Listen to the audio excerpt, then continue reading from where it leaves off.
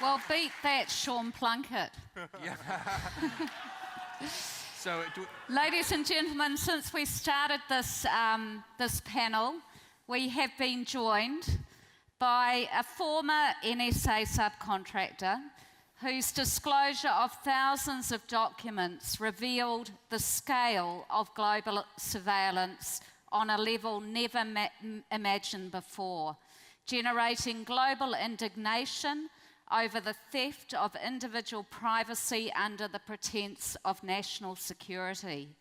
Without Edward Snowden, the world may not have learned the extent of NSA and Five Eyes international surveillance, including PRISM. Edward Snowden has been the recipient of numerous awards in recognition of his efforts as an internationally recognised whistleblower to promote transparency and accountability in government. Please, whānau, welcome Edward Snowden.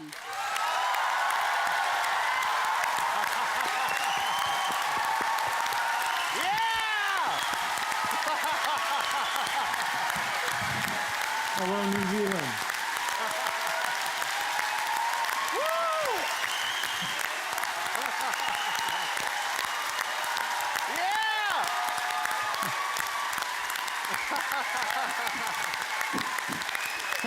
I'm not used to this kind of welcome. And Ed, I've got to tell you that we're in the Auckland Town Hall at the Democratic Centre of the biggest city in New Zealand. We have a packed hall. There are 800 people who have not been able to get in tonight. They wanted to hear you. We owe you our gratitude. Thank you from Aotearoa. Woo! Thank you. And now I think your old mate Glenn has a few questions to ask you. I do. The journalist in me will never die, and when I see Edward Snowden, I need to start asking questions. If I could actually get one thing in there, I just want to point out, it was interesting that you said the town hall event's taking place in Auckland, because we're talking about mass surveillance, we're talking about everything that's going on, and the fact that the Prime Minister has denied that there is no mass surveillance in New Zealand, that these are only cyber protection programs, and even though they were contemplating them, they never went forward. He heroically put a stop to this at the 11th hour, and none of us know what's going on. But you know, there are actually NSA facilities in New Zealand that the GCSB is aware of, and that means the Prime Minister is aware of, and one of them is in Auckland. Another one is in the north of the country, but I'll leave it there. Glenn, please go ahead. Yeah, so...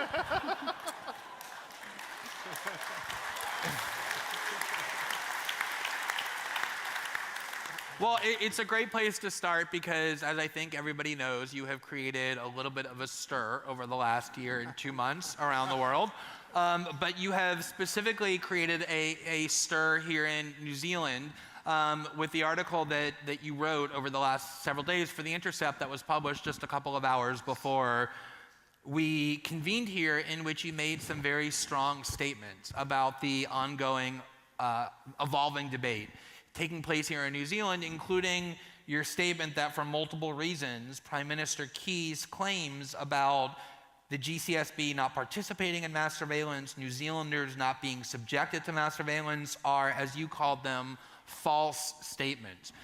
Could you talk about, based on your own personal experience working within the NSA and the Five Eyes infrastructure, what your basis is for those conclusions? Right, absolutely. I think one of the key things to get out in the beginning is to say, when the Prime Minister is making these statements about there is no mass surveillance, people can disagree about what this is, what it's not. You're always entitled to your own opinions, but you're not entitled to your own facts. When the bulk collection of private citizens' communications, emails, text messages, location data, metadata, calling records, what you order online, what you buy, who you talk to, who you love, what you do, when these things are collected by any arm of government without an individualized, particularized suspicion of wrongdoing, on the individual level, that is a violation not just of rights on the national level, but of human rights that are not given to us by government, but are inherent to our nature. And so when he says this isn't occurring, I think what's happening. Thank you. I think what's happening is a careful parsing of words. He's saying this isn't mass surveillance, even though, you know, GCSB is collecting all of your information, they're sharing it with NSA. NSA is doing it and then providing that same information to us, so we don't have to do it domestically. We don't have to collect it domestically. We just get to search their copies of our citizens' data. He's saying it's not surveillance because as long as, you know, in these trillions of records that are collected, not every single record is read by a human being when they come in the morning like it's email. But even that is not entirely true, and it's inaccurate in many ways. So when I worked at the NSA, my last position was as an infrastructure analyst.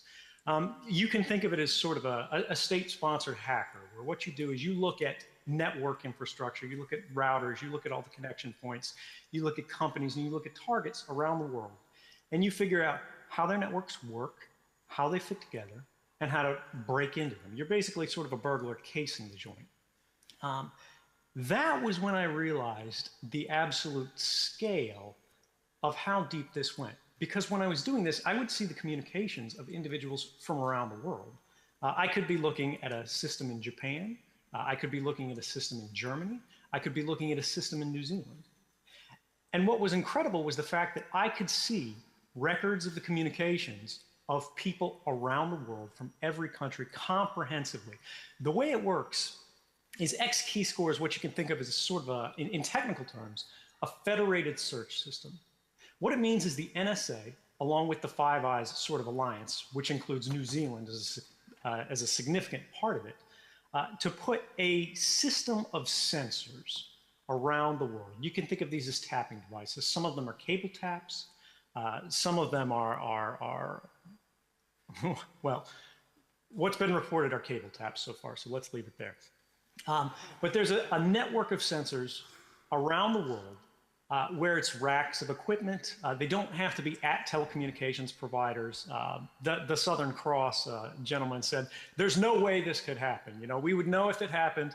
We would see it. We would have evidence of it. We would have to be complicit with the government. There's no way to tap a fiber optic cable without us knowing about it and without it taking our cable down. But we've seen over the last year, the NSA has done this around the world in countries that we're allied with and countries that we're not.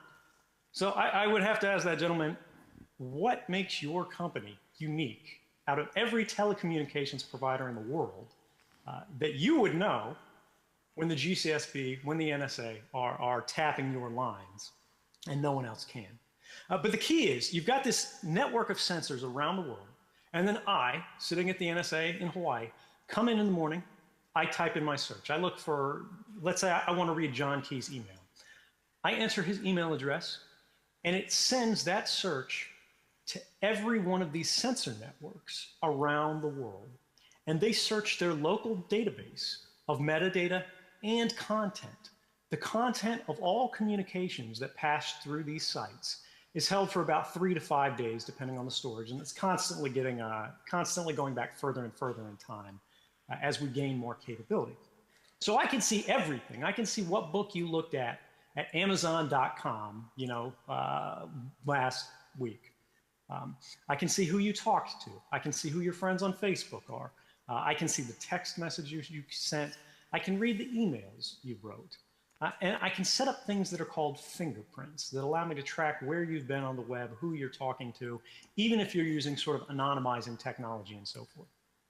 Now, what's interesting about these sensor networks is when I'm typing in this search for an email address, I say where in the world, which of these sensors I want it to go to. And I know that there's mass surveillance happening in New Zealand because one of those checkboxes, one of those sensor networks, is in New Zealand. So when John Key or anyone in the New Zealand government says there is no mass surveillance in New Zealand, and they wave cyber protection programs around or whatever they want to call it, they talk about Project Cortex, they're distracting from the main question. When a journalist hears, you know, oh, there's no mass surveillance in New Zealand, they need to follow up, they need to press, and they need to say, Mr. Prime Minister, what about X key score? What about the GCSB's involvement in X key score? What about New Zealand's involvement in the X key score mass surveillance program? And to this day, he said, I won't talk about this. I won't talk about this because it's related to foreign intelligence. But is it related to foreign intelligence if it's collecting the communications of every man, woman, and child in the country of New Zealand? And you know, maybe the people of New Zealand think that's appropriate. Maybe they think that they want to sacrifice a certain measure of their liberty and say, it's okay if the government watches me. I'm concerned about terrorism. I'm concerned about foreign threats. We can have, you know, people in every country make that decision because that's what democracy is about. That's what self-government is about. But that decision doesn't belong to John Key or officials in the GCSB making these decisions behind closed door without public debate, without public consent. That decision belongs exclusively to the people of that country. And I think it's wrong of him.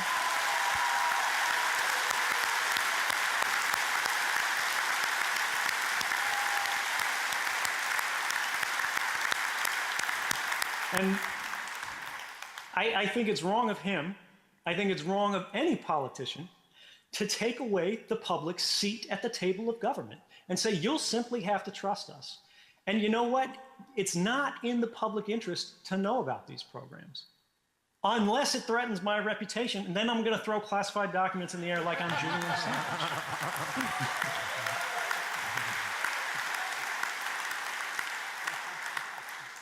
No offense, though, Julian. So Ed, if I could, just to be very clear about one particular point, can you say definitively, based on your firsthand work with X-Keyscore and other mass surveillance programs, that within the Five Eyes Alliance mechanisms, there are large amounts of indiscriminate metadata about the communication and other online events of New Zealand citizens? And does the GCSB, separately as a question, contribute in any way, analytically or otherwise, to that collection of data? Yes, absolutely. There's no question about it. There's not just metadata, although people like to talk about just metadata, and metadata is extraordinarily intrusive. As an analyst, I would prefer to be looking at metadata than looking at content because it's quicker and easier and it doesn't lie. If I'm listening to your phone call, you can try to talk around things, you can use code words, but if I'm looking at your metadata, I know which number called which number. I know which computer talked to which computer. And yeah, that exists comprehensively for all of the Five Eyes allies, for all of their network-enabled sort of partners, for all of their telecommunications providers and things like that that are overseas that have a strong national connection. They create sort of what they call commercial relationships, corporate relationships that allow them to do this. And specifically, yes, the GCSB not only uses X-Keyscore, they have expanded it. They've contributed to its development. They've proposed algorithms and those sort of fingerprints that are used to track people and targets. And that's a tremendously concerning thing for any public, particularly when these decisions about whether or not intelligence agencies should cross the gap between targeted surveillance based on judicial warrants, based on limited collection that's necessary and proportionate to the threat faced, and sort of leaving the intelligence agencies to their own devices and say, hey, if you guys want to watch everybody in the country, that's fine. Just tell us what you want to do and you'll pass the law, or we'll pass the law for you. And I think that's another key. We talk about this GCSB Act of sort of August of last year, and we go, if the Prime Minister is so comfortable revealing this information this week, why didn't this happen last year when it was being debated? Why was it not relevant to the public interest when it was our rights on the line? But suddenly it's critical to get this information out there when it's one man's reputation on the line. And that's a question that I think needs to be answered.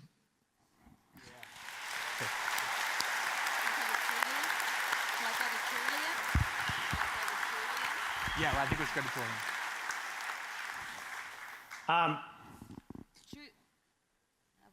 But to just clarify on that, X-Keyscore does involve both the metadata and content collection for individuals in New Zealand. That's without question.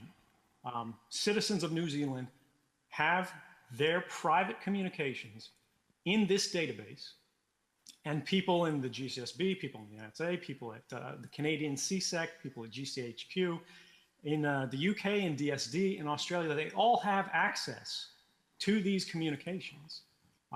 And while they are theoretically constrained by policy, and I do believe they try to use these policies appropriately to manage them, they aren't really overseen. We don't know what they're doing. It happens in the dark without any accountability and without any public say in how these programs are operated or if they should exist at all. And it's very concerning when a foreign intelligence agency like the National Security Agency can propose a law to be put in place in New Zealand for the GCSB, which is the August law that was passed last year. And the GCSB can start basically proposing programs that are unlawful at the time they're being considered and say, hey, pass a law to make this legal, and we're going to go ahead and put this out here immediately. Why are they considering programs that are not legal?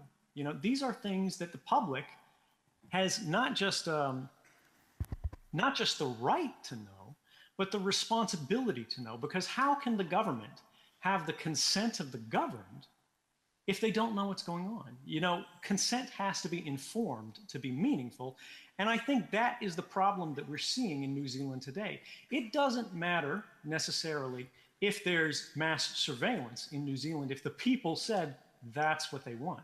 But for it to have been concealed, and for the highest officials in government to have been party of that, and now to be changing their story day after day after day about what they knew, when they knew, and why it happened, this should cause everybody to be asking questions, not just about, you know, what's going to come out next, what are we going to learn, you know, what have we been lied about, but more importantly, what are we going to do about it? The reality is, everyone in New Zealand's private communications are only protected by a single checkbox, a checkbox that says, please don't show me results from people in New Zealand. And that does exist in X-Keyscore. You know, these intelligence services do have the opportunity to say, I don't want to see this. But after you run one search and you don't get the results you like, you uncheck the box and you're allowed to then see everything. So the question becomes, is it right for our governments to have the opportunity to know everything about us, even if we're not suspected of any wrongdoing, to collect everything about the most private details, the most intimate details of our lives, without us having any knowledge of it, without us having any say over it, without us having a vote on it, and then to play politics with it, but when it becomes a matter of public interest? And I don't know what the answer is. I'm not from New Zealand. I'm not going to back any parties. This is for every individual citizen in every individual place to decide the kind of societies they want to live in. But if the government is checking boxes off about our lives and how we're going to live, I think election time is when we get the opportunity to check boxes about them. Woo! And in New Zealand, that's coming very soon. Are you going to go to Julian? Okay. But you're going to go to Julian.